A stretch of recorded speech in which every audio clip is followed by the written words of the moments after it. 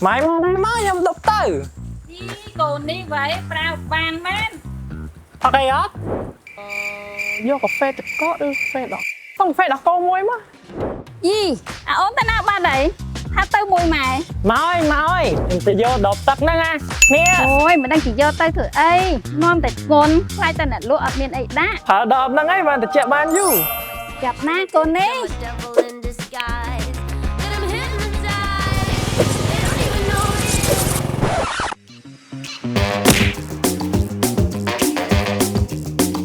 Mấy vô phê đó cô ta có muối.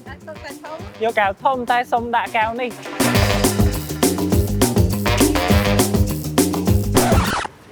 Ở vô plastic với mình. Cho tới mà lên vua.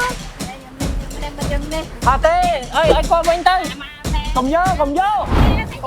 អ្នកទាំងអស់គ្នាប្រហែលជាធ្លាប់ជួបប្រទះរឿងស្តីហ្នឹងហើយមែនអត់ការប្រើប្រាស់ plastic បានក្លាយទៅជាទម្លាប់មួយរបស់ប្រជាជនខ្មែរហើយការមិនប្រើប្រាស់ plastic បែរជាត្រូវគេឆ្ងល់ទៅវិញថ្ងៃនេះខ្ញុំសូមណែនាំអ្នកទាំងអស់គ្នាពីវិធីងាយៗ4យ៉ាងនៅក្នុងការកាត់បន្ថយការប្រើប្រាស់ plastic វិធីទី1នោះគឺ refuse មានន័យថាទេសម្រាប់ការប្រើប្រាស់ plastic វិធីទី2គឺ reduce សំដៅទៅលើការកាត់បន្ថយការប្រើប្រាស់ plastic ជំនួសដោយវត្ថុដែលអាចប្រើឡើងវិញបានដូចជាដបទឹកឬថង់កណាត់វិធីទី3នោះគឺ reuse មានន័យថាការយក plastic មកប្រើឡើងវិញដោយការលាងសម្អាតឬតាមវិធីផ្សេងៗតាមការច្នៃប្រឌិតរបស់អ្នក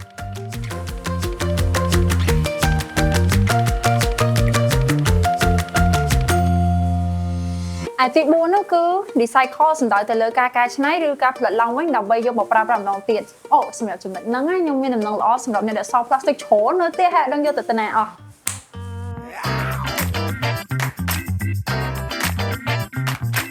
ដោយមានការចូលរួមសហការជាមួយនឹង Pizza 4P សាខាបឹងកេងកងនិង Gomi Recycle អ្នកទាំងអស់គ្នាគ្រាន់តែប្រមូលយក plastic ដែលមាននៅក្នុងផ្ទះទៅបដូរនៅ Pizza 4P សាខាបឹងកេងកងអ្នកទាំងអស់គ្នានឹងទទួលបាន stamp ហើយ stamp នោះអាចឲ្យអ្នកទាំងអស់គ្នាបដូរយកភេសជ្ជៈឬ pizza free ភ្លាមៗ Mấy nhung vô phê đó cô ta có muối. À con mình. Mình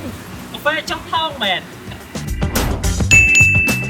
ដើម្បីយល់ដឹងបន្ថែមអំពីការគ្រប់គ្រងកាកសំណល់របស់អ្នកទាំងអស់គ្នាអាចចូលរួមដោយសេរីនៅកម្មវិធី Waste Summit Cambodia ដែលនឹងប្រព្រឹត្តឡើងនៅថ្ងៃទី7ខែកញ្ញាឆ្នាំ2024នៅ Factory ភ្នំពេញ